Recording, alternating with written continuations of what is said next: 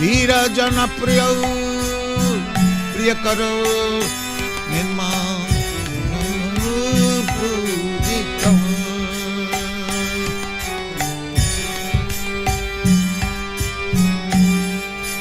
श्री चैतन्य कृपा भरौ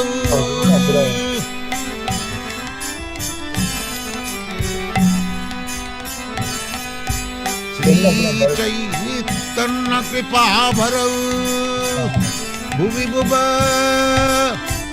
मारव अंतरक वंदे रूप सनातन रघुजुगौ श्रीजी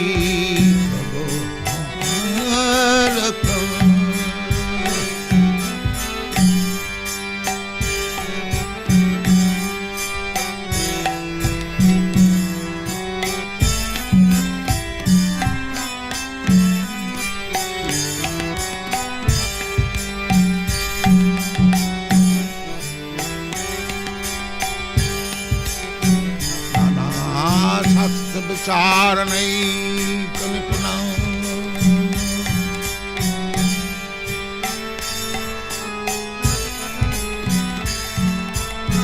सद्धर्म संस्थापक लोकानां हितकारिणं त्रिभुवने मन्नं शरण करो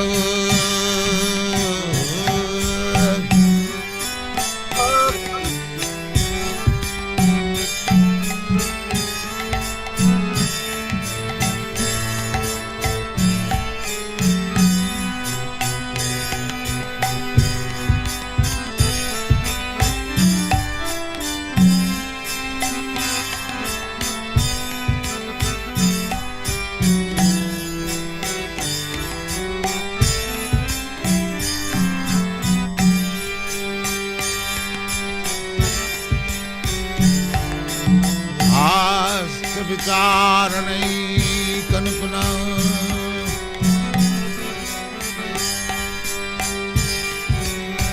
सद्धर्म संस्थापक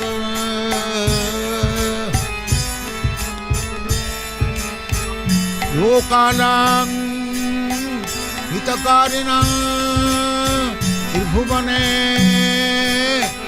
मन्नं शरण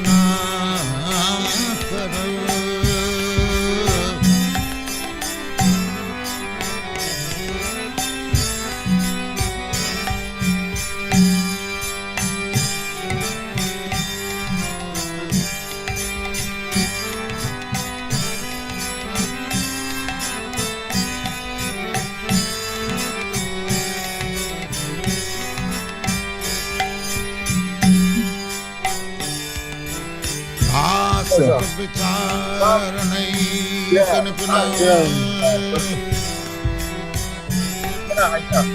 सद्धर्म संस्थापक लोकानां हितकारिणं त्रिभुवने मन्नं शरण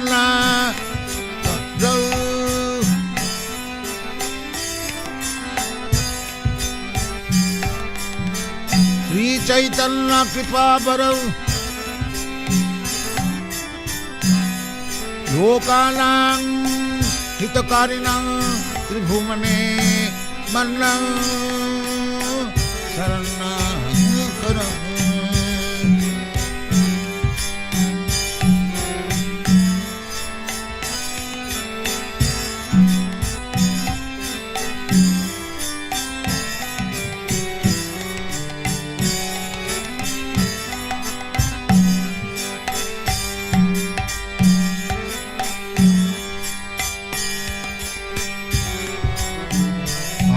विचारणैक निपुणं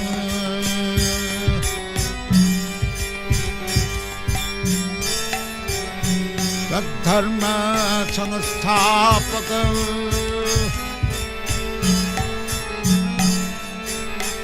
लोकानां हितकारिणां त्रिभुवने मन्नं शरण्यकरं राधा कृष्ण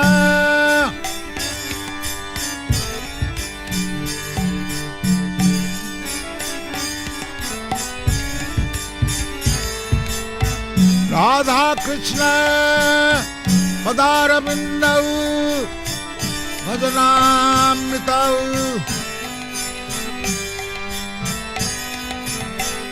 राधा कृष्ण पदारविन्दौ भजना नन्देन मत्तालिका वन्दे रूप सनातनं रघुजुगौ श्रीजी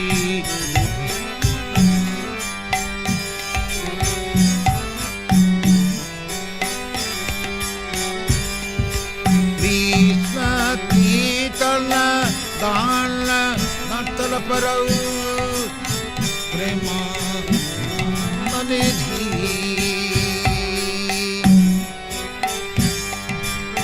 धीर धीर जनप्रिय निर्माणोदित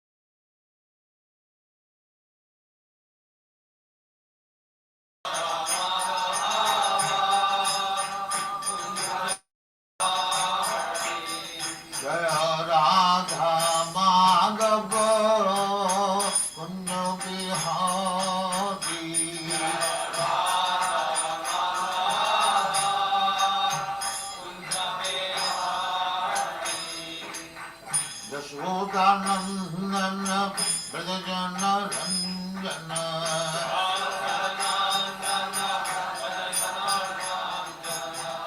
यशोदानंदन ब्रजजन रंजन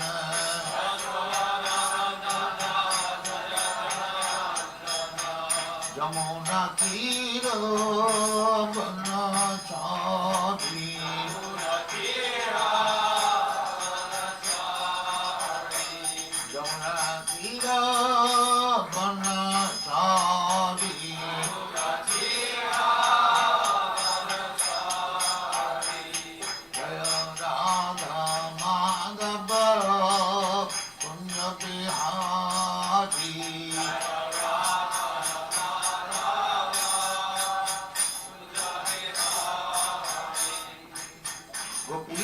वल्लभ गिरिवरधारी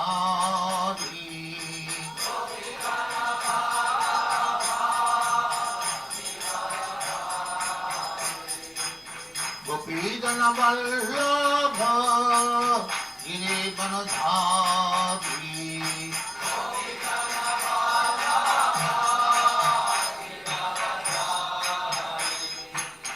यशोदानंदन ब्रजजन रंजन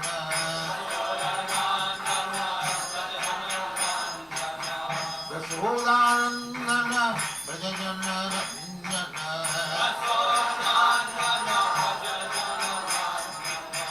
यमुना तीर बनचारी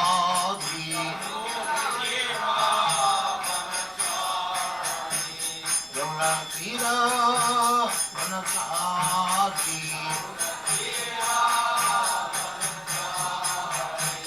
जय Radha Madhav Kunj Bihari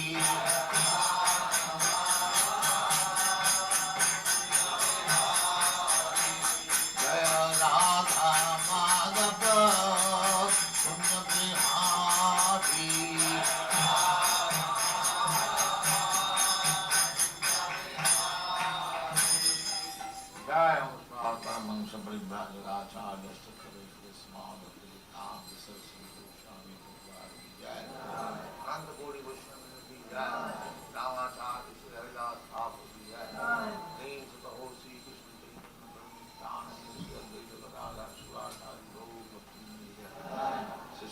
Radha Krishna Bo Gopna Sam Kund Radha Kund Giri Udhar ki jai, Vrindavan Dham ki jai, Navadvip Dham ki jai, Ganga Mai ki jai, Jamuna Mai ki jai, Guru Dwarka Dham ki jai, Swami Bhaktivinoda ki jai. All glories to the all glories to the Thank you very much.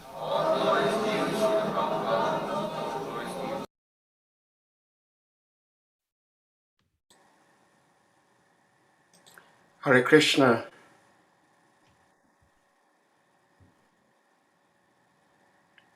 Hare Krishna, Shri Shraddha.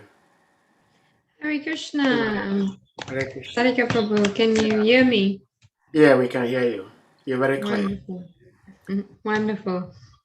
So you're very much welcome. And I'm going to put the verse on the screen so we may start. Thank you so much. Thank you for inviting me again to Hare Krishna Africa. I always feel very honored to be here with everyone.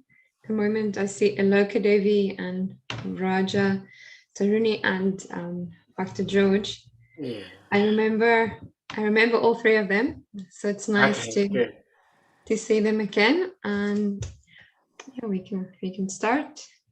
It's our pleasure and honor to have you back.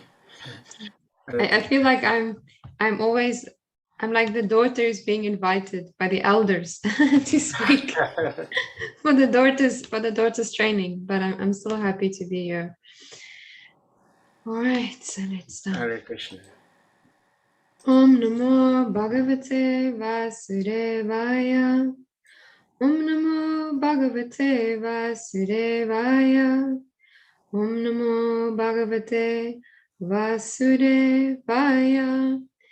Narayanam Namaskritya Naram Chaivainoratam Devim Saraswatim Vyasyam Tato Jivam Uduryate Nashta Preyesu Abhadreshu Nityam Bhagavata Sevaya Bhagavate Uttama Sloke Bhaktir Bhavati Naishtaki. So we're reading Srimad Bhagavatam, first canto, 11th chapter, verse number 37, and this chapter is called Krishna enters Dwarka. And this verse is about Krishna has entered Dwarka, and some people or everyone is seeing Krishna, but according to the level of consciousness, everyone is seeing Krishna in different ways. So this is going to explain how one group of people also perceive Krishna. Tayam ayam manye. Sorry, I'm going to start again. Tayam ayam manye taloko yasam gam api sanginam atmaupam yena manujam vyaprinvanam yato buddha. So, Prabhu, do we invite others also to chant the verse? It's up to you. If you want, I can chant, and whoever else wants to chant can also do that. Okay, please, Prabhu, feel free to chant. Okay. Tam ayam manyate loko hi asangam apisanginam atmanopam yena manujam vyaprinavaanam yato buddha. Anyone else?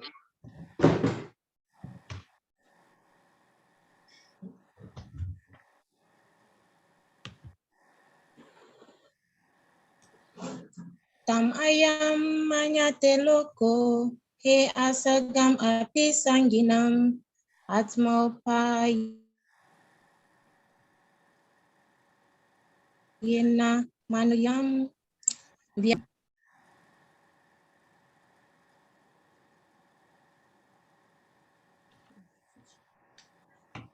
Thank you, Gayatri Devi. I think you might have accidentally muted yourself halfway, but thank you so much for chanting. Yeah. So maybe if there's no one else who'd like to chant, we can continue to the word-for-word translation.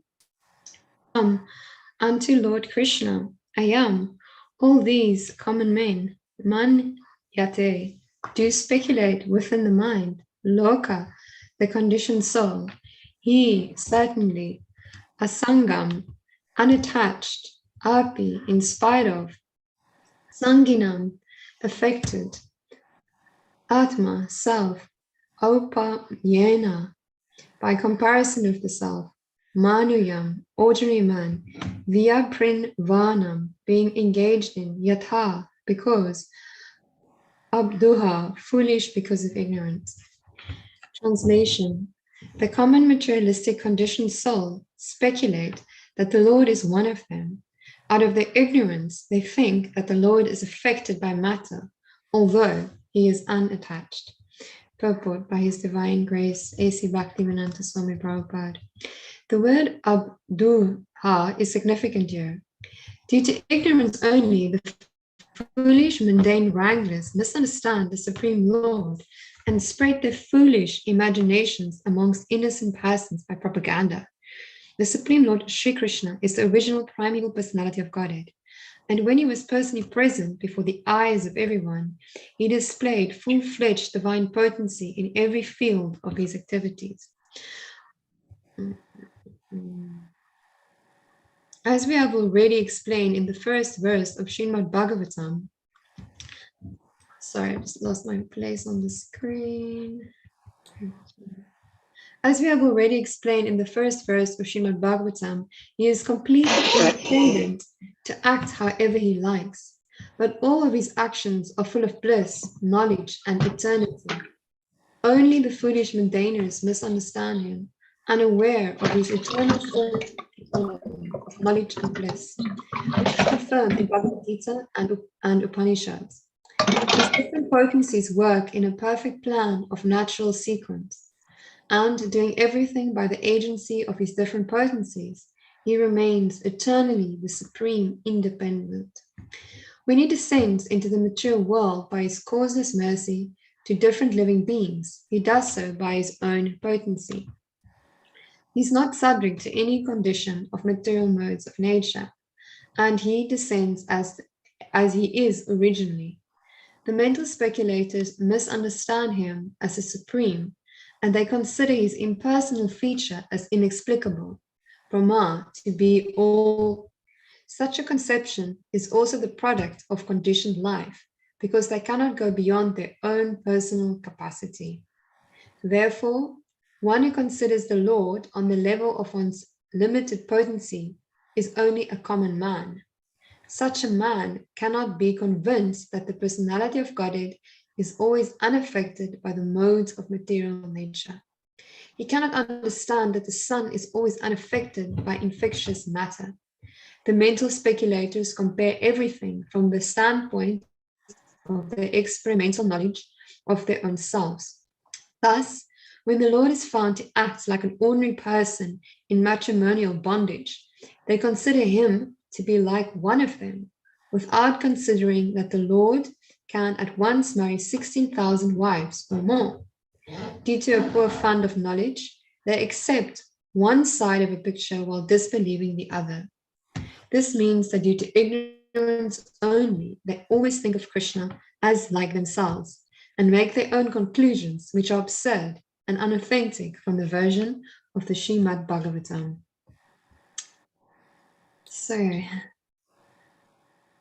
it's quite a dense purport with many different points, but I thought there was two main points that Prabhupada makes in this purport. So firstly, Prabhupada establishes this point that Krishna is always the Supreme Personality of Godhead, and that he is always independent, and that when he is manifested in the material world, he does so out of his own will. He's always transcendental to the modes, and so that means he also never creates any reaction. So he's never bound by karma. And another point that Prabhupada makes is that Krishna can always act any way he likes, and he's never going to be affected. So the example given in this specific purport is that Krishna has 16,000 wives, and usually we see, or I think it's common that we see, even if a person just has one wife, it might be very easy to become very attached and then that way being almost controlled by the wife. But Krishna has 16,000 wives, but he still manages to stay independent, and he never comes under their control, although he is to some extent influenced by their and conquered by their love. Then the second point that Prabhupada makes, or main point that Prabhupada makes, is that a common person often misunderstands who Krishna is. And that's because there's a problem with their vision, the way that they're seeing Krishna. So Prabhupada says, the common man compares everything from the standpoint of experiential knowledge of their own self. They try to understand Krishna thus in reference to themselves. So basically what they're doing is they are putting Krishna in the same category as themselves. And because Krishna doesn't actually fall in the same category as us, Krishna is like in his own category. We cannot understand Krishna if we compare him, within our category. It's like, for instance, if you had, I think one of the greatest fruits is a mango. Prabhupada said mango is the king of fruits. Now, for instance, you had a mango, and you didn't understand that there was a category of food groups called fruit. You only knew grains. So then you compare this fruit, mango, with other grains. You compare it with rice, you compare it with oats, you compare it with barley, and then you judge it according to that. You will not really understand the glories of a mango because you don't understand to begin with that it's not a grain, but it is a fruit. So in the same way, if we don't have a clear understanding of what distinguishes Krishna from us, we will also completely misunderstand Krishna. So I wanted us to meditate more on the second point today, because I thought it might be a good point for introspection. And the question that we can ask, or the two main questions I thought we can ask about the second point, and that is how we can often misunderstand Krishna because of our misguided vision. So the question is, what do we do to make Krishna equal to ourselves? So, I mean, when I say what do we do, it's like, what do we do psychologically to in some way bring Krishna down to our level? And in what way, this is going to sound a bit harsh, but in what way are we atheists? Because of course, we need to understand, what is the philosophy of atheism. And if we want to share Krishna consciousness with others, we've got to understand, what atheists think and what are their arguments, and, basically how are they conceiving, what is their perception of reality, so that we can speak with them. But at the same time, it's very important that we can identify like the atheistic tendencies within ourselves. And that way we can transform.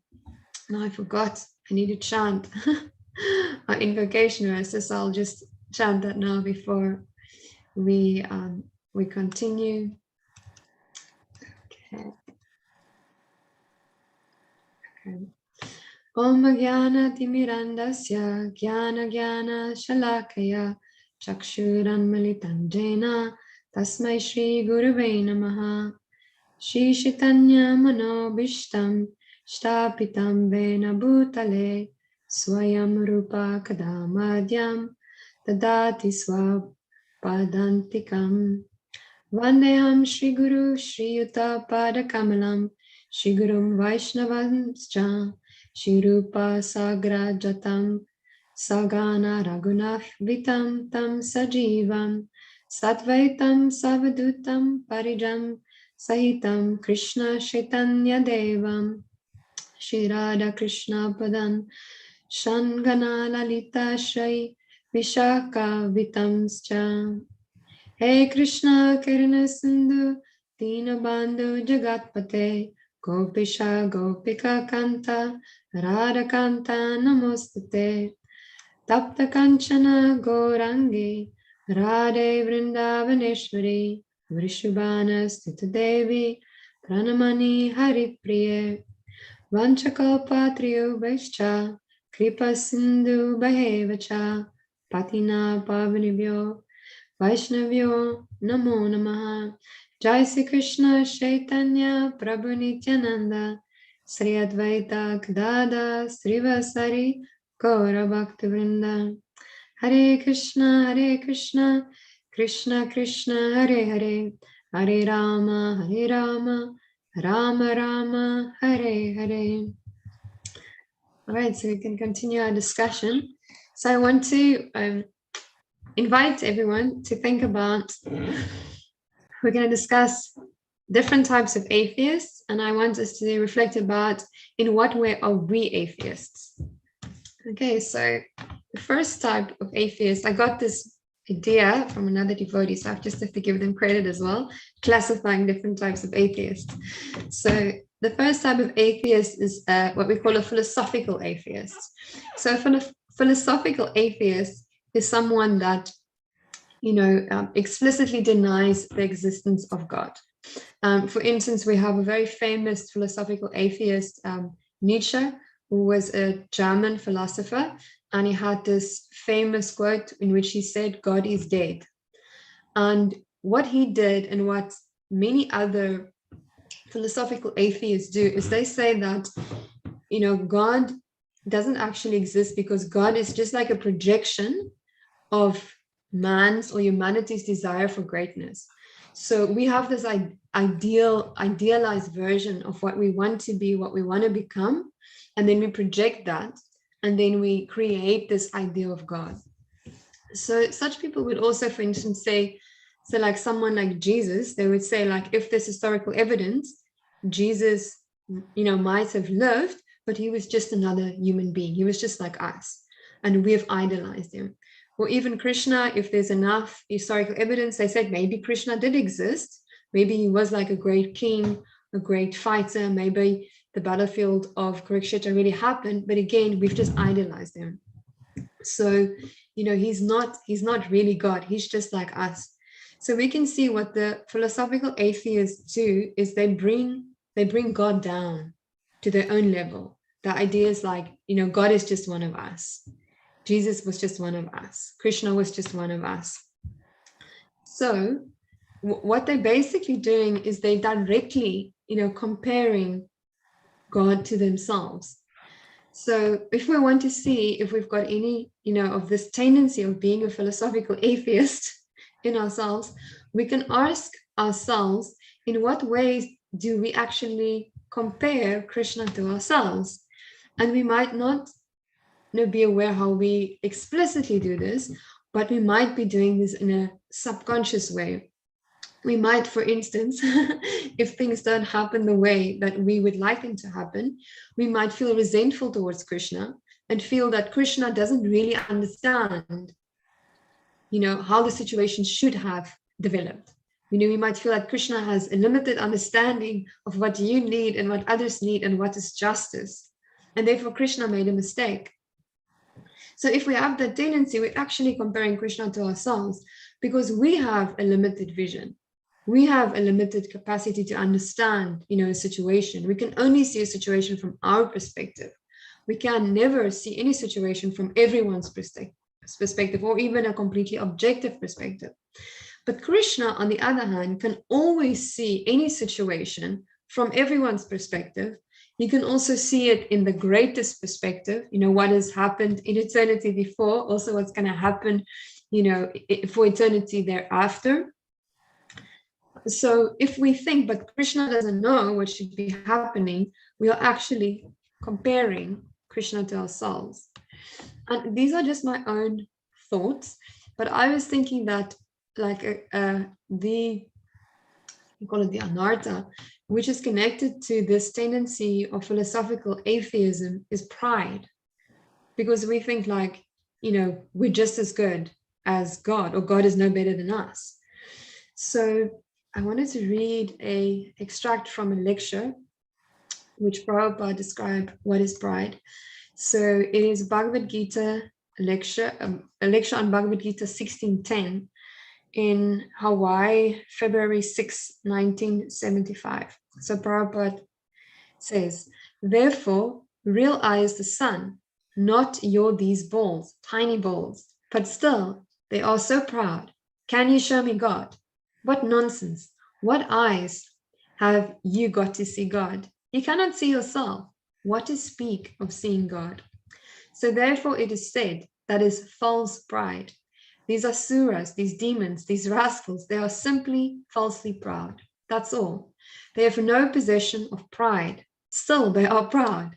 So that I was speaking about the sun. So Krishna has given you the sunlight so you can see. Krishna has given you the nice breeze. Therefore you can live, you can breathe. Everything is dependent. We are dependent. Without light, without air, without rain or water, how can we live? So we are completely dependent, but on account of false prestige, less intelligent, we are thinking that we are free.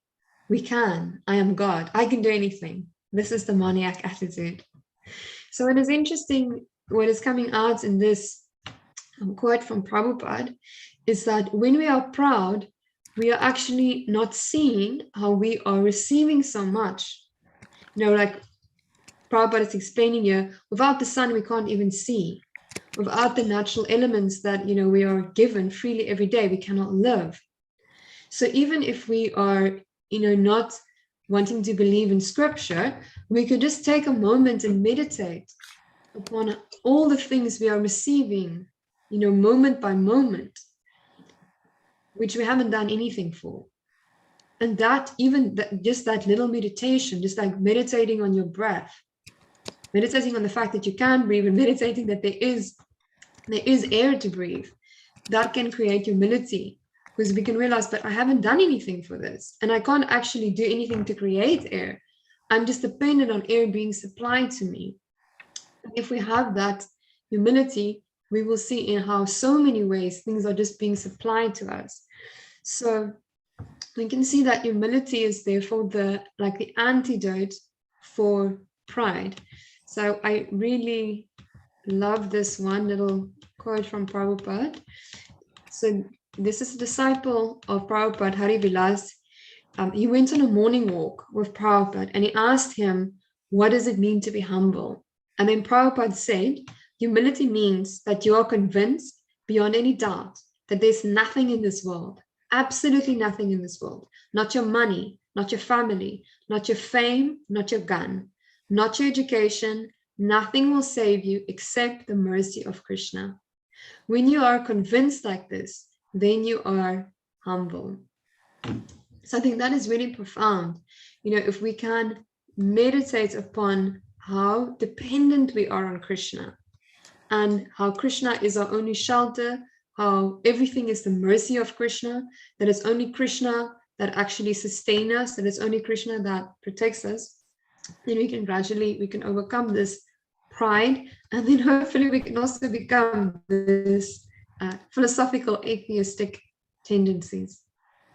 Okay, now another one which is going to block our vision and disable us from seeing Krishna for who he is and understanding what, you know, the different category that Krishna is in, is if we are a covert atheist. Now, a covert atheist is what we usually call an impersonalist. So in one sense, it seems that the impersonalists do believe in God because they say that we are all going to become God. We are all God and we just, you know, conditioned temporarily. And once we are liberated, we become God. So it doesn't seem that they're really atheists. But if we think about it on a deeper level, we see that they are actually atheists because God, per definition, is like the supreme being. Like we say, the supreme personality of Godhead. So he is like, you know, the one that is beyond everyone else. Now, if you then say that once you are liberated, we all become God, there's no distinction anymore.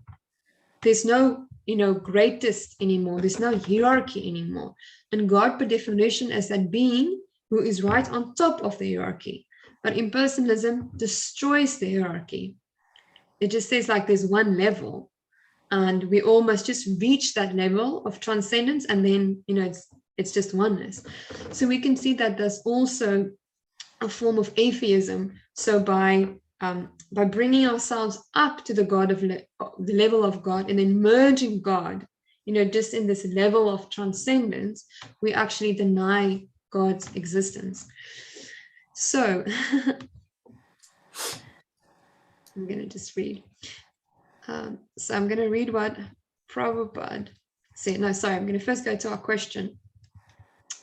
So if we want to see how much of this tendency we have within ourselves, we can ask ourselves interesting questions like, to what extent do I want to be the center? And to what degree am I willing to accept my position as a servant? And to what degree am I willing to accept that Krishna is the supreme enjoyer? Now we might, accept that all philosophically. We'll say like, no, I'm not the center, of my life. We can also say that I accept that I'm a servant. And we can also say, I accept that Krishna is the supreme enjoyer. But while we might do so philosophically, it is sometimes valuable to really introspect and ask ourselves, but to what extent do I feel that? Because our lives are much more governed by our feelings than our philosophical convictions. So to what extent do we actually feel that we should be the center of attention? To what extent do we actually feel like we are the servant of Krishna? And to what extent do we actually feel that Krishna is the supreme enjoyer? So I think those are valuable questions we can ask ourselves. And then if we introspect, we can see that what I think is at the roots of this tendency of impersonalism or covert atheism, where we want to be, as good as God, where we think we're entitled to be as good as God, and where we want to eliminate that relationship in where we actually have to serve and please God. Personally, I think, the main anartha here that we are, it's creating this misunderstanding and misconception is envy. So I want to read an extract from Prabhupada where he's speaking on envy. It's again from a lecture.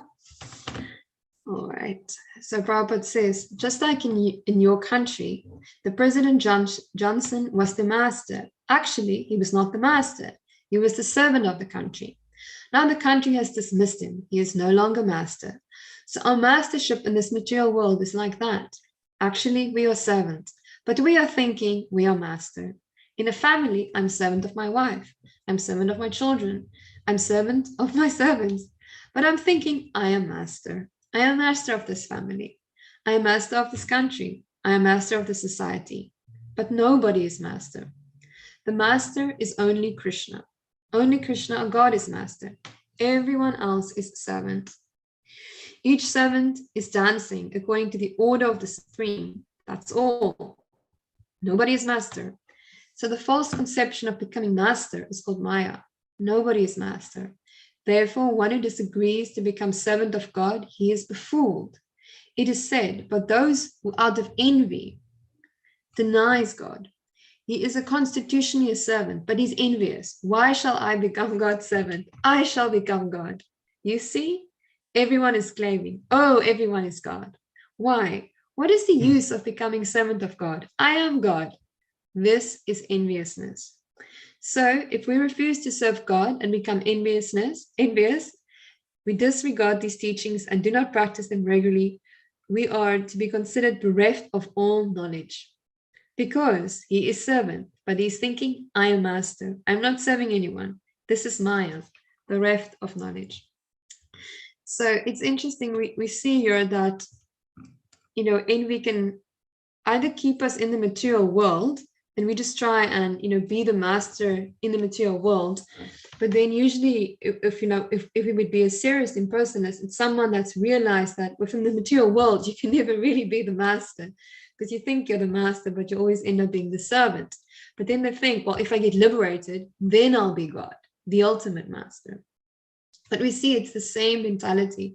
So for impersonalism, it's like it's in one sense, it's like the epitome of sense gratification about Krishna. It's like you want to, there's a saying they sometimes use in Christianity, it's like you want the kingdom of God without God. And if you think about it, that's very, very selfish and very, very envious. So of course, we're not, discussing this and reflecting about this to to criticize others. We are discussing and reflecting about this because we want to ask ourselves, but to what degree am I like this? To what degree do I want to be the master? To what degree am I really to be the servant? To what degree, if I really ask myself the question, to what degree do I want to, go to the kingdom of God to be with Krishna? And to what degree do I want to go to the kingdom of God to be the master, or to just, be in the best place? So Prabhupada fortunately also gives like the antidote for envy. So this is again from a lecture.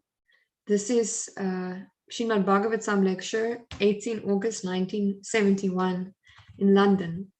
So Prabhupada says, everyone is envious. If his neighbor, if his brother, if his friend becomes more prosperous than himself, he becomes envious. This is material nature. Similarly, in our Krishna consciousness movement, if we become envious, oh, my God, brother, oh, he has become so popular. He is making so much progress. So put some impediments towards his progressive path. This is also material. The Vaikuntha consciousness that if your neighbor, if your brother is prosperous and progressive, then one should think, oh, he is so nice that he has served God so nicely. God is so pleased upon him that he's making so nice progress. That is Vaikuntha consciousness. So I think we see here that we can start by addressing our envy towards Krishna, by addressing our envy towards other living beings here. Because usually now we can really explicitly see how we envious of others. If we see someone achieving something that we really desired, if we see someone being very successful in the field that we are also in, and we also want to progress in, we can often very tangibly feel how we are envious. And especially within our devotee community, the antidote for that then is to, instead of to criticize that person, to instead of trying in some way, either with our words, with our actions, bring them down, is to glorify and encourage them, and to see if we can somehow support them, see how we can push them forward. If we see someone has a great talent for something, even if it's a service we might want to also do, we should encourage them and push them forward. So Prabhupada also said that is what Radharani is always doing. Whenever she sees someone is serving Krishna, then although she's the greatest devotee, Radharani is the greatest cook, the greatest dancer, the greatest singer, the greatest dresser, she's the greatest in everything. But whenever Radharani sees another devotee trying to serve Krishna, she always thinks that, they are wonderful. And then she tries to make arrangements for that devotee to serve Krishna. So we want to develop that consciousness. How can we facilitate others' progress? And how can we facilitate others' service? How can we facilitate others in their growth and their success? So we cannot necessarily just pluck these things out from our hearts overnight. We might experience being envy continuously, but we can practice being non-envious. Okay, that brings us to our third category of atheists, and this is the psychological atheists. So this is an interesting one. I think this is the one we as devotees probably struggle the most with. And this is a person who says that they believe God exists, and they do believe that God exists, but throughout the course of their day, they often act like God does not exist. So I'm sure that we all, if we're honest, we might all admit that we sometimes do this. Throughout the course of our day, we might act like Krishna does not exist. We might act like we don't even want Krishna to exist. Although if someone stopped and asked us, do you believe in God? Does God exist? We'd say, of course he does. But then the person might see, but I couldn't tell that from your actions. then we might feel very embarrassed. But I think we've all experienced this. So the question we can ask to reflect upon how much of this tendency we have in ourselves is, in our daily lives, to what extent do we acknowledge and honor Krishna's presence and his proprietorship. Because I was thinking sometimes, we might acknowledge a person's presence, but we might not actually acknowledge their position. And then we would also be like impersonal towards that person. And we so often do that to Krishna. We might even acknowledge like, yes, Krishna is there and remembering Krishna, but do we also acknowledge who he is? Do we also acknowledge that he's the owner of everything? He's supposed to be the enjoyer of everything. Or do we, conveniently forget that fact about Krishna? So I was thinking, if we meditate upon this tendency of being a psychological atheist, I think the main obstacle here, the main anartha, which is causing, again, this misunderstanding, this misconception, which is blocking our vision from who Krishna is lust. Now, if we say lust, of course, often we think about, just like the sexual definition of lust, attraction to the opposite sex, just like a type of almost like an animalistic attraction to the opposite sex. But Prabhupada has a slightly different definition of lust. And usually we just equate lust with selfish enjoyment. So I just want to enjoy by myself, for myself. So of course, that can manifest through attraction to the opposite sex or to whichever sex. But lust is also manifested in so many other ways. It's also a manifestation of lust if we're very controlling. It's also a manifestation of lust if we're very selfish. So you can see whenever your core motivation is what I want, then it's a manifestation of lust. So I'm going to read another quote from Prabhupada where he speaks about lust. And then we have a very beautiful letter which Prabhupada writes and explains how you can overcome lust, which I found very inspiring. Okay, so Prabhupada says, the author of Chaitanya Charitamrita, Krishna Das Kaviraj Goswami, has explained that lust means sense gratification, and love also means sense gratification, but for Krishna. In other words, when activities are enacted on the platform of personal sense gratification, they are called material activities. But when they are enacted for the satisfaction of Krishna, they are spiritual activities. On any platform of activities, the principle of sense gratification is there. But on the spiritual platform, sense gratification is for the Supreme Personality of Godhead, Krishna, whereas on the material platform, it's for the performer. For example, on the material platform, when a servant serves a master, he's trying to satisfy not the senses of the master, but his own senses. The servant would not serve the master if payment stopped. That means the servant engages himself in the service of the master just to satisfy his own senses. On the spiritual platform, however, the servitor of the Supreme Personality of Godhead serves Krishna without payment, and he continues his service in all conditions. That is the difference between Krishna consciousness and material consciousness. So then Prabhupada says, lust means, how will my senses be satisfied? That is the difference. The process of satisfying is going on. In our conditioned life, we are trying to satisfy our senses. And in our Krishna consciousness, if we are satisfying to please, in Krishna conscious life, we are satisfying to please Krishna. That is the difference. So my work does not stop, but the goal is changed. So we see here the key element of what makes an action lustful is not whether we're gratifying our senses, but whether that gratification excludes or includes Krishna. So it's very interesting. If we think about the process of Krishna consciousness, when we eat like the most wonderful prasadam, or when we honor prasadam, it's the most wonderful food. And we can't say that we don't experience enjoyment, from prasadam, but it includes Krishna because we've offered it to Krishna. We first made it to Krishna and offered it to him, so it includes Krishna. When we have a festival, that is like such great sense gratification. It might be, the temple might be beautifully decorated. We might have very talented kirtaniers leading the bhajans, making beautiful music. We might have actors performing a play and we're watching it. We are dancing, we are singing, we are celebrating. We also enjoy being with our fellow devotee friends. But all of that sense gratification is including Krishna. And to the degree that we are remembering that it's for Krishna, that whole experience is free from lust.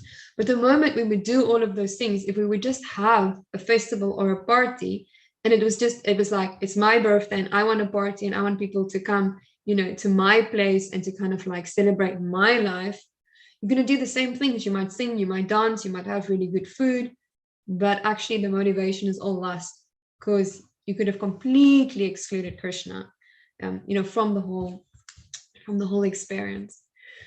So, and we can see how then this is directly connected. If we think about it, when we are lustful, we will become psychological atheists, because we want to forget about Krishna so we can just enjoy by ourselves.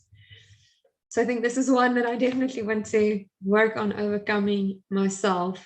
And I really want to acknowledge and honor Krishna's presence and proprietorship. So now Prabhupada wrote a letter to one of his disciples, who I assume from reading this letter had written to Prabhupada and expressed that he had struggles of lust. Now in this specific incident, it was like the lust was manifesting as some sexual attraction.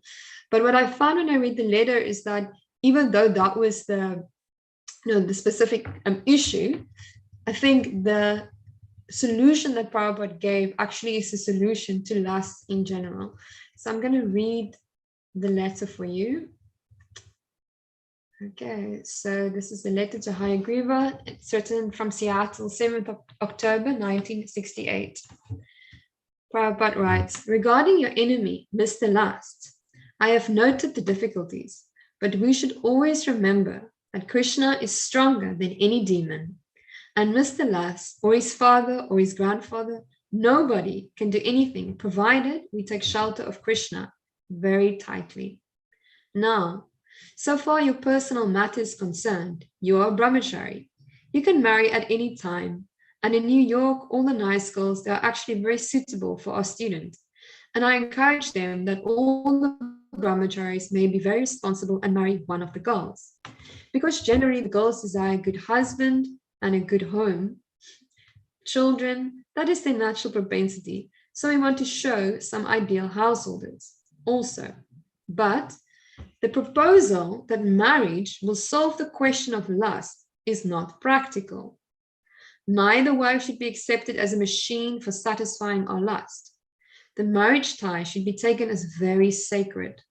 One who marries for subduing lust is mistaken, because lust cannot be satisfied by indulging in sense gratification. It is compared that extinguishing the fire with a large amount of petrol. For the time being, the fire may appear to be extinguished by pouring large quantity of petrol, but the petrol itself is so dangerous that at any time it can be inflamed. So to subdue lust, it is a different process. Then you have to take to deity worship. I'm sending here with one copy of the process of deity worship.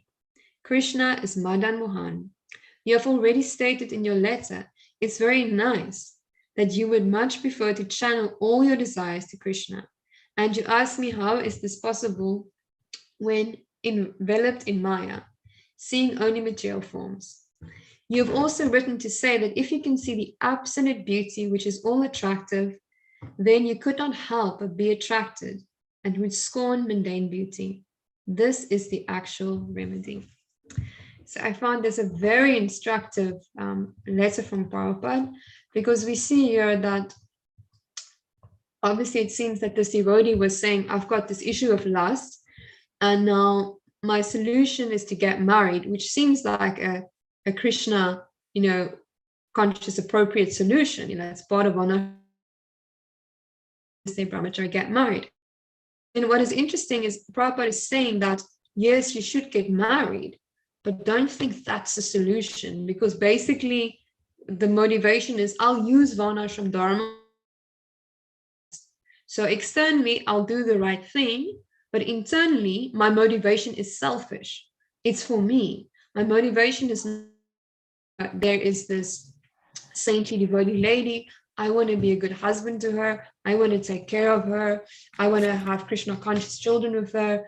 I want to be an example, so therefore I'll marry her. No, the motivation is I feel lustful and I don't want to be a brahmachari anymore, so I'll get married. So we can see it's very interesting. We can also fall in this trap where we're externally doing the right thing, but we're doing it with the wrong motivation. And then, as Prabhupada said, temporarily it might look like, the lust is subsiding. But long term, because of that selfishness, the lust will just again flame up. And then what does Prabhupada say? Yes, get married, but do deity worship. Fall in love with Madan Mohan. And we know what Madan Mohan is. Madan Mohan is like, it's like Cupid Krishna, basically, the attractive Krishna, like the sweet Krishna, the Krishna that shoots arrows into everyone's hearts and then captures them and conquers them with love. So that is what Prabhupada is saying you should actually do. Get married, but worship the deity and develop that attraction, for the deity. So that's going to bring us to our last category of atheist I thought of. So this is an interesting one, and I think we can also, many of us might also identify with this, and this is the emotional atheist. And if we think about an emotional atheist, I'm thinking about someone as, I don't know if everyone will know him or might have heard of him, but Richard Dawkins. So he's an atheist, and some years ago, I'm not sure if he's still doing it, but he would literally go on these tours and he would give these talks, and he was writing a book, and he was really, pushing this whole, like, how can we say it, like a whole campaign called the God Delusion. And he was like campaigning to educate people how God does not exist. Now, for me, that's definitely an emotional atheist, because if you feel so strongly about something, if you have to tell everyone about it, if you spend so much energy on doing something, you have very strong feelings about it. I mean, if you really believed God didn't exist, why would you bother? It's like, it's just not important. It's like, why would you talk about something that doesn't even exist? And if God doesn't exist, and you're not a soul, then there's no purpose in life anyway. So why would you get so worked up about anything? So we can see that emotional atheists are people that are against God. They are rejecting God. They're very outspoken. They kind of, they've got this like strong feelings towards God. There might even be hatred. But we see that comes from pain. That comes from a deep, deep hurt. That comes from unhealed wounds. And comes from disappointment, that comes from rejection. And often those experiences we might have had, the rejection, the pain, the suffering, the disappointment, it might not have been directly God. It's often through which we might have perceived is the institution of God, the organization of God, the people of God. And then, we kind of hold God accountable for those experiences, and then we have these feelings towards God. So I think this is quite interesting, because although we might not, I think someone was unmuted there for a moment, but it's okay. Although we might not, be in a place where we are hating God or hating Krishna, I hope, I hope we're not there. Sometimes what we do have is we have mistrust of Krishna. We feel that Krishna is limited in his capacity to understand us. We feel that Krishna is limited in his capacity to provide for us, to protect for us, or to love us and to care for us. We might feel that Krishna doesn't really know what we need. He doesn't really, he doesn't really get us. And all of that we can see is actually coming from, from pain, and ultimately coming from fear. We have this fear that we cannot, which blocks us from opening ourselves up to Krishna. We have this fear, so we're not really trusting Krishna. And because we have this fear, we are not really opening ourselves to receive the love of Krishna. So I think this is one that we might also be seeing in ourselves. So I wanted to read something that Prabhupada said about fear. I think this is giving us the answer to how we can overcome fear. All right, we'll wrap it up. So Prabhupada says in a lecture on Bhagavad-Gita, chapter 6, verse 4 to 12, September 4th, 1966. Now Prabhupada is speaking about a yogi. Okay. The yogi is firmly convinced, I'm not alone. My Paramatma is always with me. He is a yogi. What kind of a yogi is he? Although he remains superficially alone, he knows wherever I go, my Paramatma, friend who is sitting with me on my heart, is with me. So I have nothing to fear. So I have nothing to fear. So I think that in itself is a beautiful meditation. We can think about, it's not just Paramatma who is there, it's my Paramatma that's always within my heart. He is always there. So if someone was right within your heart, if we really meditate upon that, you know, the heart is, we say it's like, our tradition says it's the seat of the soul. And from psychology, we kind of think about the heart as like where all your essential emotions are moving. You know, we say someone has broken your heart. You don't say someone has broken my eye. You don't even say someone has broken my mind. You know, you say they've broken my heart. So you kind of feel that's kind of the core of who you are. Krishna is sitting right there in the core of who you are. And if we meditate upon that, we can build that trust that I can really trust Krishna. If I can trust anyone, I can trust Krishna. Okay, so I'm going to read another quote from Prabhupada. I'm just going to tell you where it's from. Okay. Didn't put the reference here, but I promise you it's from Prabhupada. So Prabhupada is in this, it was the end of the lecture, and he was explaining on how we can overcome our fear and strengthen our belief that Krishna will protect us. So Prabhupada says, suppose if you are in danger, your head is in danger, I'm not going to protect, but when my head is in danger, I prepare to give life. Similarly, we are part and parcel of Krishna. Krishna is all powerful.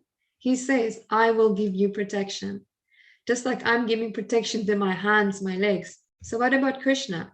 Krishna is also prepared. But if you deny his protection, that's a different thing. But if you're prepared to take his protection, aham tvayam sarva pabhebhyo, then you should immediately attain abhyam, no more fear. Rakhe Krishna, Mare Krishna, Ke Mare Krishna, Rakhe Ke. If Krishna wants to kill you, who can save you? Nobody can save you. And if Krishna wants to protect you, who can kill you? This is the philosophy. Abhayam. So if you want to be fearless, if you want to sanctify your existence, take to Krishna consciousness. Don't be deviated. So I think this is a very powerful meditation again. Like if something happened to your finger, you would do everything within your capacity to save your finger. Like you wouldn't even think about it. If your finger got burned or slammed or anything happened to your finger, you wouldn't be sitting there thinking like, should I save the finger? Should I not save the finger? You know, what's the kind of like the benefits and what is the cost? You're not going to do like a cost and benefit analysis if something happens to your finger. No, spontaneously, immediately, you'll do whatever it takes to save your finger. Now we have to develop the faith that as our finger is inherently part of our body, you know, it is just your finger. It's no one else's finger. It's like your finger. And that's why it's dear to you. In the same way, we are inherently part of Krishna. And we are so inherently part of Krishna that he also has this feeling, as we have that feeling of, this is my finger. Krishna has this feeling of, this is my devotee. They're very dear to me. They're inherently part of me. So Krishna will always take care of us. Krishna will always protect of us. Krishna is never doing a cost and analysis, cost and I'm getting confused now. Analysis. He just acts.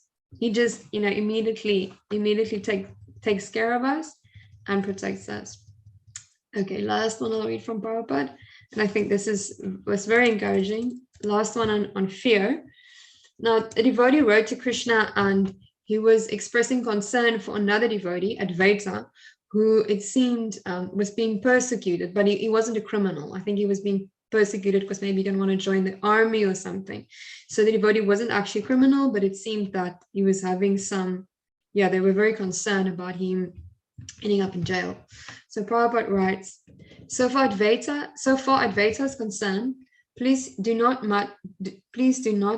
be too much worried, because Krishna will save him. Krishna has promised to always give all protection to his devotees. So you may rest assured that Krishna will take good care of him.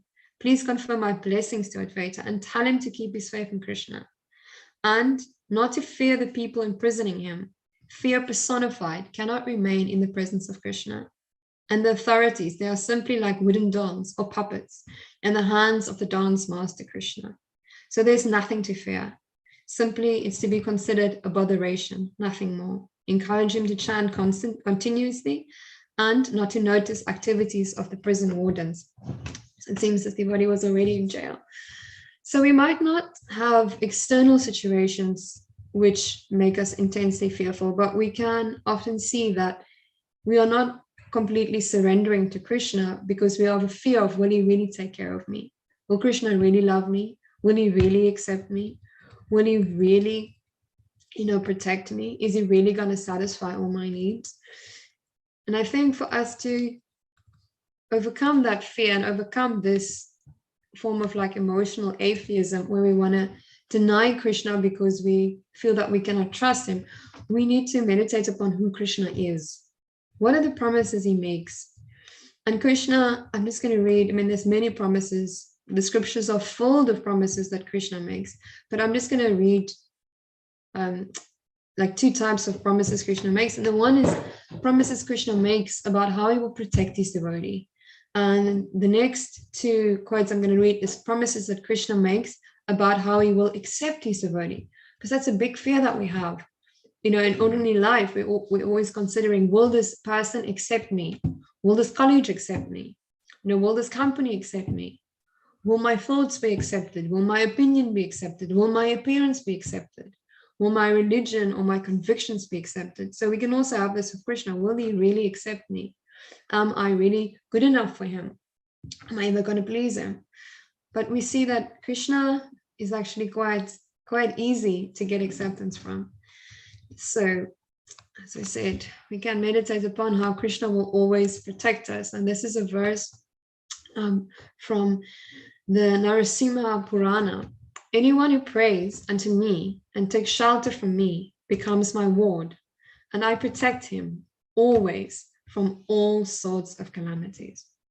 So all sorts of calamities will also include the internal calamities that we face.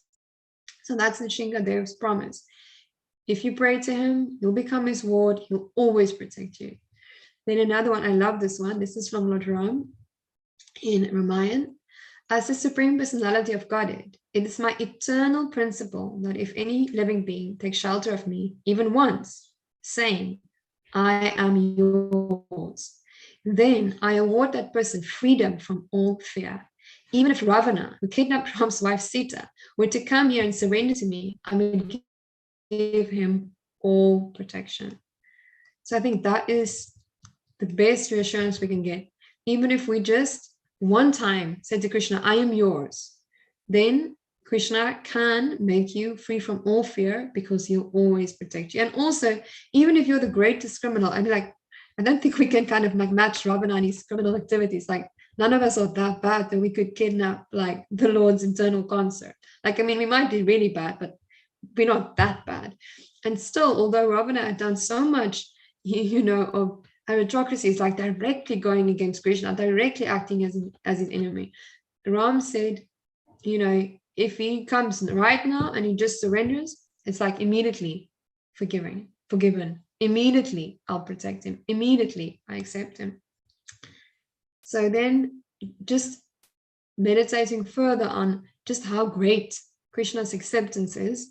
We all probably know this verse from the Gita, where Krishna says, if one offers me with love and devotion, a flower, a fruit, or water, I will accept it. So now what is interesting here, of course, it gives some dietary regulation about what Krishna would, accept as food offerings. That's there. But also, if you look at what Krishna is saying, is he's asking for such simple things. Like if you look at Krishna as a personality, you can see Krishna is not very demanding at all. Krishna doesn't actually set very high standards. Krishna is not actually, putting the bar very high at all. Krishna is saying simple, give a leaf, give a flower, give a fruit, or even give water. But just give it with love. Just give it with devotion. And I accept it. And what is also, implied here is that if you can think about a person, if you approached a person and you gave them a gift, and they genuinely accepted it, they accepted it gratefully. You could see, from reading their face, you could see that they were really grateful for what you gave them, and they really took it. Then you also know they're accepting you. So also what Krishna is saying here is just with devotion and love, give me something, and then I accept you as my friend. I accept you as my devotee. And that is very, very encouraging. And we'll just read one more verse, which again reveals this very accepting mood of Krishna. This is from Srimad Bhagavatam, 10th canto, chapter 8, 81, verse number 3. Our regard is great, even the smallest gift offered by my devotees in pure love. But even great offerings presented by non-devotees do not please me. So we can offer Krishna the smallest gift, with love, and he will accept it. Now think about that friend. Think about that friend who comes to your house and they say, even if you just give me water, I'll be accepting it. I'll be loving you. Even if you give me the smallest gift, I'll be overjoyed because you gave it with love. That person is the truest friend and the greatest friend. And that person is also our beloved Krishna. And I hope that if we all can meditate upon this person who's got the greatest capacity for acceptance, the greatest capacity for protecting us, then that can help us to overcome all the different atheistic tendencies within, and to also share with others how much Krishna loves them, so they can also become devotees instead of atheists. So last thing I'll want to share before we go on to questions, I hope there will be some time for questions, is that a little pastime from Prabhupada. One devotee once asked Prabhupada, how can I serve you? And then Prabhupada said, you can go where I can't go. And the devotee was kind of baffled because Prabhupada was going all over the world. And then he asked, but Prabhupada, where can I go where you can't go, because you go everywhere? No one was able to keep up with Prabhupada. And then Prabhupada said, you can go to the future and you can tell the people how much Krishna loves them. I thought that was such a profound instruction. We're all now in the future, given that's the context of that story. And we can all tell ourselves, tell other people, tell other devotees, and then tell other people how much Krishna loves us. Haribo. So thank you so much, dear devotees. I think it's an appropriate time to stop and then hear if anyone has got any questions or comments or corrections or feedback. Hare Krishna. Thank you so much for such a beautiful class. More especially the end note. Srila Prabhupada telling disciple, go where I cannot go. That's very impactful. So, dear devotees, if anyone has a question, you can ask your question, please. On the Shraddha, you were given different types of atheists, and one of the various types is impersonalists. And by definition, atheism is those who believe there is no existence of God. But we also understand, actually you also mentioned it in your lecture, that impersonalists actually believe that there is God, but they do not believe he's a person. And so how do they then fall into the category or the types of atheists? Hare Krishna. Hare Krishna, Prabhu.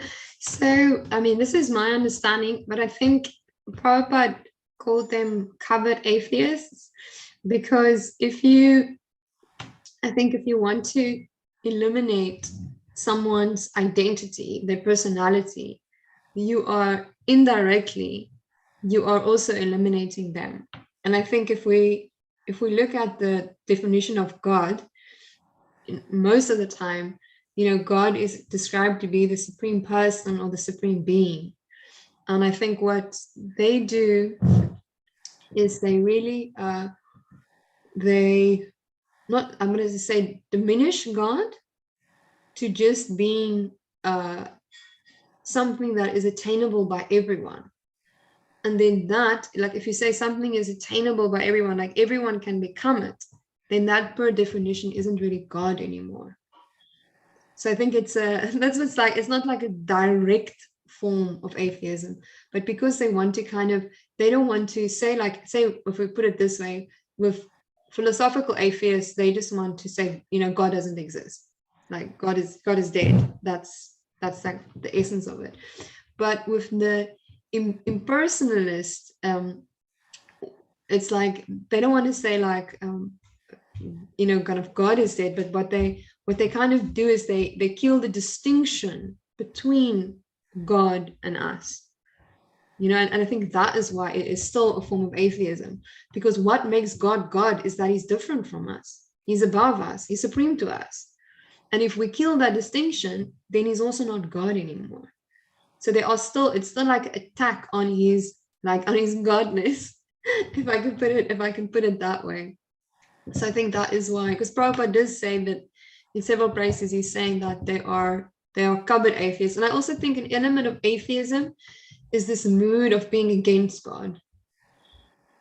And in some ways, we can also say that impersonalists are against God because they're denying his personality. I think for an analogy, we can think about if you were willing to live in a very wealthy person's estate, and you were willing to spend all their money, and you were willing to experience all their opulence, but you were never willing to acknowledge that they existed as a person, or you were never willing to meet them as a person, have a conversation with them as a person. And I think that's kind of the impersonalist mood. It's like, let's experience what it's like to be God, but we don't want to serve God. So that's my understanding. My understanding is limited, but I hope it might have satisfied you to some extent. Yes, it does. It does. Yeah. If I remember, I think Srila Prabhupada had also said that there are two types of transcendentalists, the personalists and the impersonalists. So both are transcendentalists, but the impersonalists, they deny the form of Krishna, the Purusha. So this also brings up another question. Does that mean that even if one believes that God exists but does not believe that he's a person, such a believer can also be deemed as an atheist? Just because somebody believes that there is God, there is a supreme force. Srila Prabhupada was saying something in the purport that, and which is like similar to philosophical atheism, because people use their own selves and minds to think if I'm a person, I'm limited in one place. So could those who even believe in the existence of God but deny his form be considered atheists? I think it's an interesting question to think about. I definitely don't have the final conclusive answer, but I'll share some thoughts. And I think one aspect is that it will depend on your intention. there are certain, religions in the world which do not emphasize the form of God. Say, for instance, if I'm understanding Islam correctly, in Islam, you're not allowed to make any image of God or form of God. And the form of God is not really discussed or mentioned. But I think it's still that doesn't necessarily mean, I think, that all Muslims are like really impersonalists, or that we could say they are atheists. I think in some cases, it might be just more a case where the understanding of God is limited, because even though they would, say that God doesn't have a form, they do have many different names for God, and they do give attributes to God. So that implies a person, indirectly. So I do think it's like for ourselves to understand the world, we like to create like clear-cut categories and make things like black and white, like this person is a Buddhist, so therefore they must be an impersonalist, therefore they must be a covered atheist. But I think it's not actually as black and white, and it's got more to do with the individual's desire and the individual's aspiration, which we cannot really see. And I think for that reason, it's most important that we ask these questions about ourselves, and maybe not, ask them too much about others. Although if we are in conversation with others, we do want to understand what is their, current conception of God, and, what is it that they desire. But we want to understand that, not to judge them, but to help them, see if we can somehow, expand it. So I hope that answers your question, Prabhu, or at least to some extent. Yeah, yes, it does make a lot of sense, because I have quite a few number of Muslim friends in particular, and they, like you rightly said, they do not accept any graven image as representing God, but they're staunch believers of God, and they worship God as being the supreme being. So I think I very much understand what you're saying. Thank you so much. There is a question from Oladimeji. Please unmute and ask your question. Hare Krishna, Mother. Hare Krishna. Yeah, thank you for the lovely lecture. Very awesome. My question goes, what kind of, do we have any advice from Srila Prabhupada regarding how devotees should relate with atheists or whoever falls into the classes? How can we relate with them, or we should just stay away from them without any cordial relationship? Thank you so much. That's a very important question, and I think Prabhupada always classified people, I think, in, well, basically with this regard into to two categories. And Prabhupada actually said that the majority of people, even if they might seem to be like atheists, are innocent. And if someone is innocent, we can always see if we can try and somehow expand their understanding. However, if someone is very antagonistic and very resistant, then, if we have an interaction with them and we realize this person has a very strong level of enviousness towards God or towards the people of God, then usually we can try and give them prasadam, and then we should, rather take some distance. Because if someone's very antagonistic and they might really insult God, they might insult you, then that's also not good for their spiritual progress. So if you've spoken to someone and you notice, well, this person, if you speak to them, they always just want to argue, they get very triggered, as they say these days, then perhaps it's better to take some distance. But for any person, Prabhupada didn't explicitly say this, but we see that in his example. Prabhupada firstly gave everyone respect and kindness.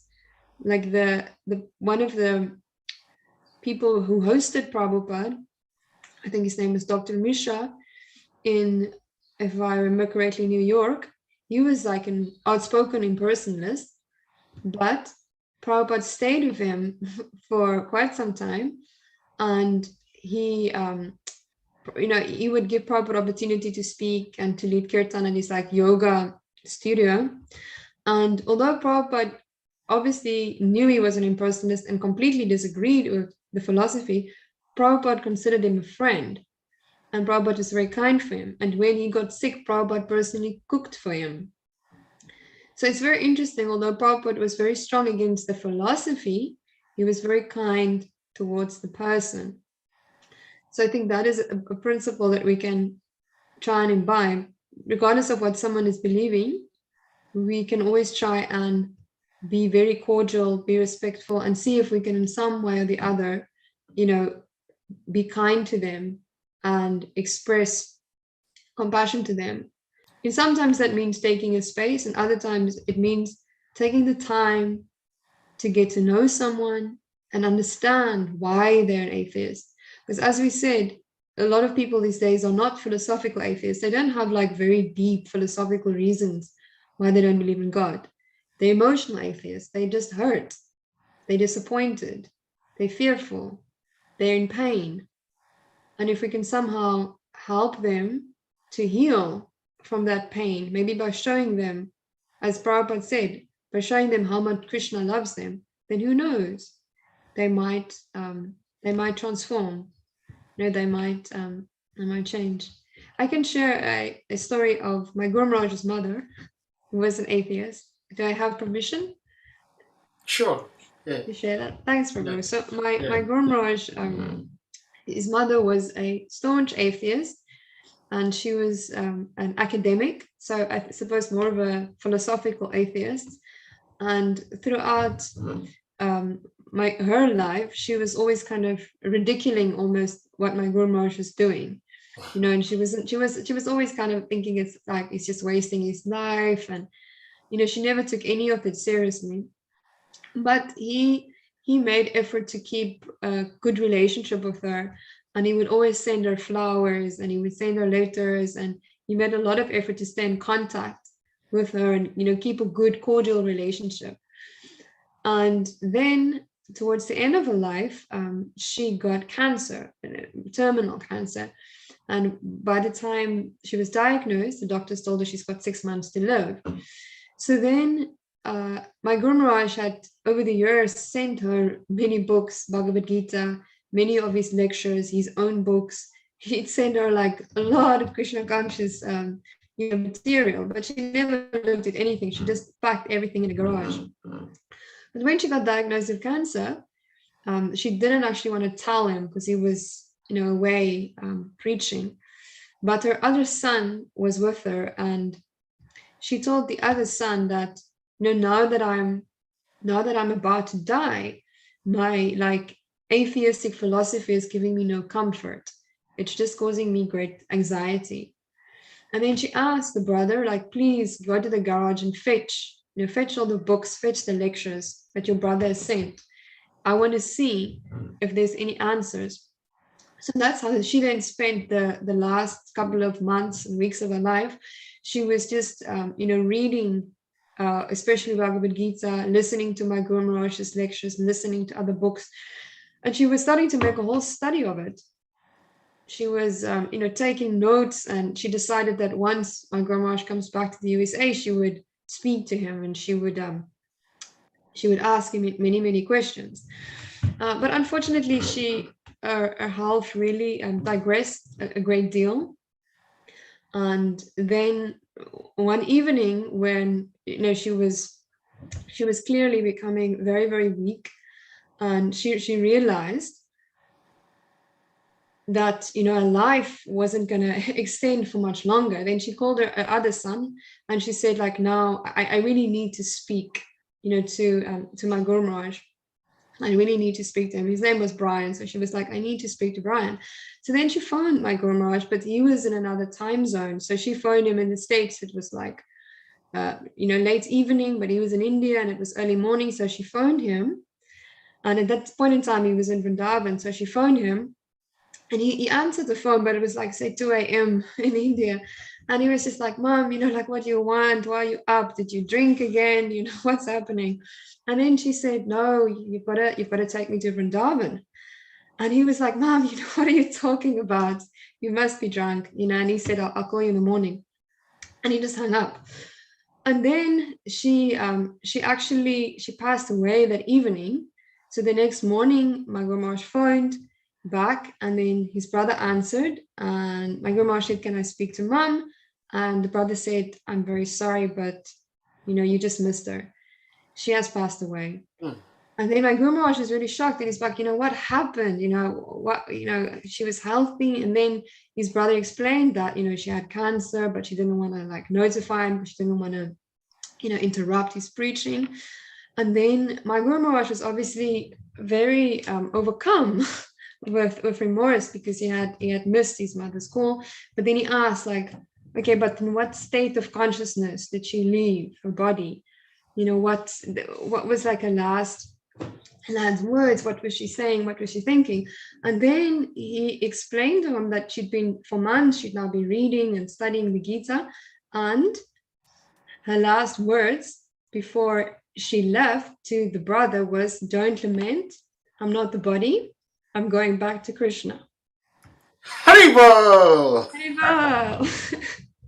Oh, Krishna, So Krishna. we can see a person who had been hardcore atheist all their life, but transformed partly because of the dedication of their son. My Guru Maharaj didn't cut his mom off because she was an atheist. He didn't judge her, for a lifestyle which wasn't that lifestyle of a devotee. He kept on sending his literatures. And then the mercy of Prabhupada. So we can always hope. So that was a very long answer to the question, but I hope it was inspiring, inspiring pastime. Hare Krishna. Oladimeji, I hope you are satisfied with the answer. Well, that's a very beautiful story shared of His Holiness Indra Maharaj, right? Yes, that's right. Yeah. Well, that also brings me to a question. I wanted to ask you a question before Oladimeji's question. And his question and your answer, I believe, fits into the category of perfect question, perfect answer. But again, adds to the reason why I should ask my original question, because my original question is not directly pertaining to what was discussed today, but the question goes like this. Few minutes, I would say like an hour ago before we started this class, I was in a different class, and we were discussing Queen Kunti's prayers. So we also talked about how Uttara prayed to Krishna for Krishna to protect her embryo, not protecting herself, but protecting her embryo. So the question then is, Krishna did protect the embryo because that embryo turned out to be Maharaj Parikshit, who is an eternal devotee of the Lord. Uttara is an eternal devotee of the Lord. Now, if Uttara, being an eternal devotee of the Lord, was going to give birth to a demon, not a devotee, would Krishna have protected the embryo because Uttara is the devotee of Krishna?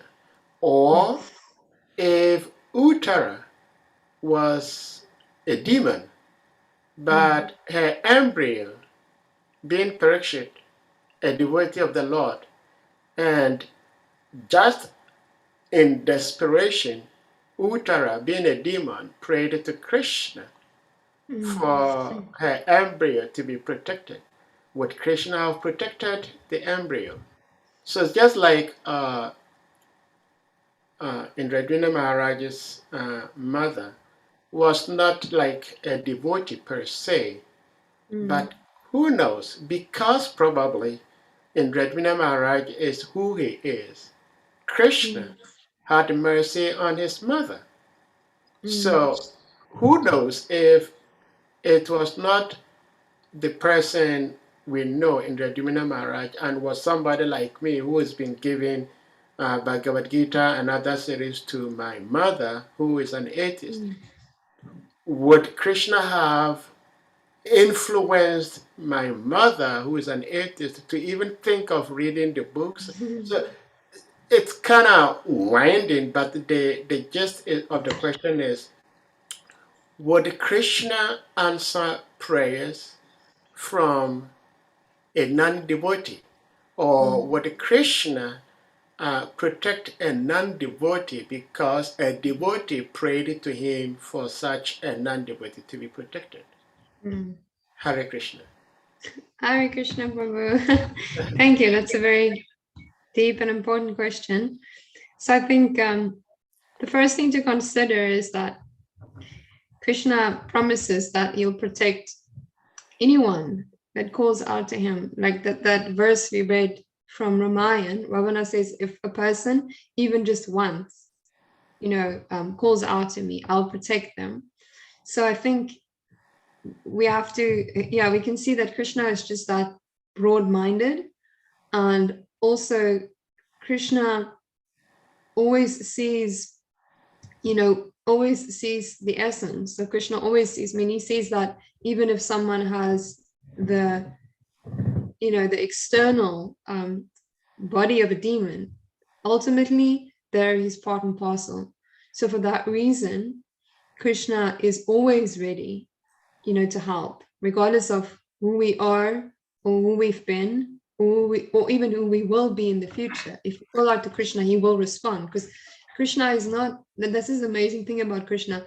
Krishna doesn't act, only like, he doesn't come and act according to who we are. He doesn't come and then someone does service and then he goes, oh, well, you're a woman, so therefore I'm going to treat you in this way.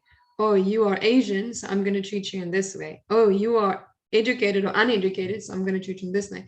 Krishna doesn't consider any of that. Krishna only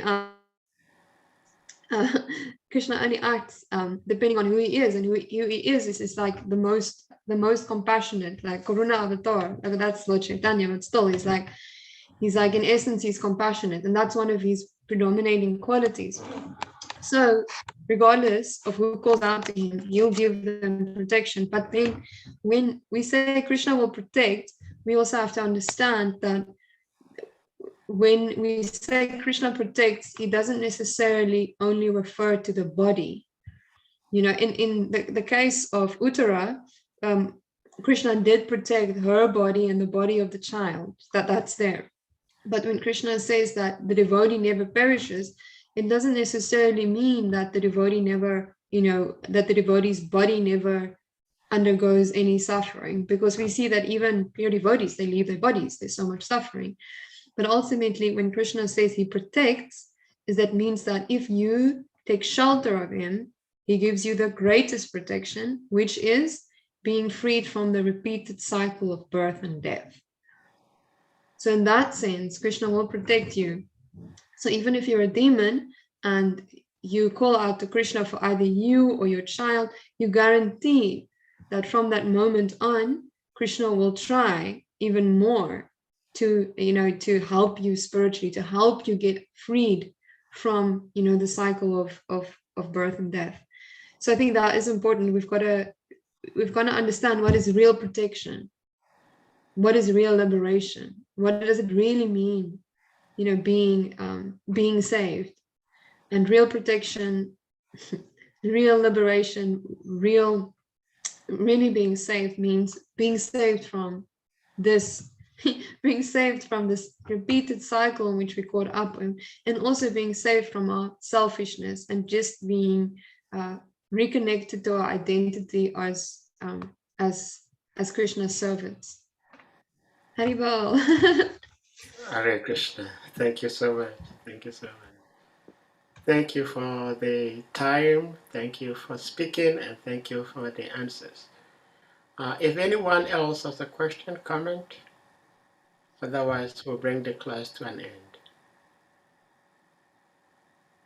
Thank you.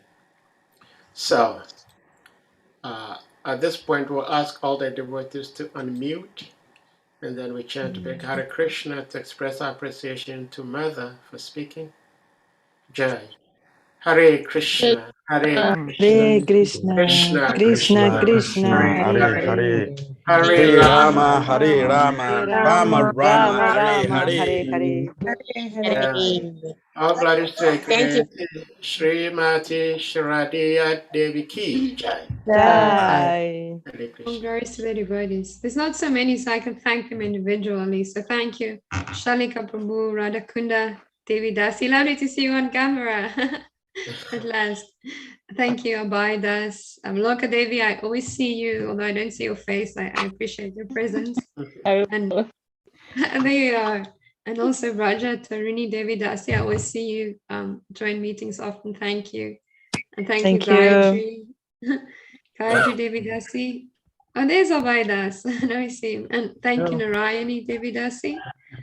And thank you. I hope I'm gonna say your name right, but I think it's Ola Jemi. Oladimeji, yeah. Ola Demiji. Thank you. Thank you all for being present and tolerating me, giving me your support and blessings. Hare Krishna. Thank you for speaking. Haribol. Hare Krishna. Looking forward to the next class tomorrow with Achita Gopi. That's going to be amazing. Yeah. Hare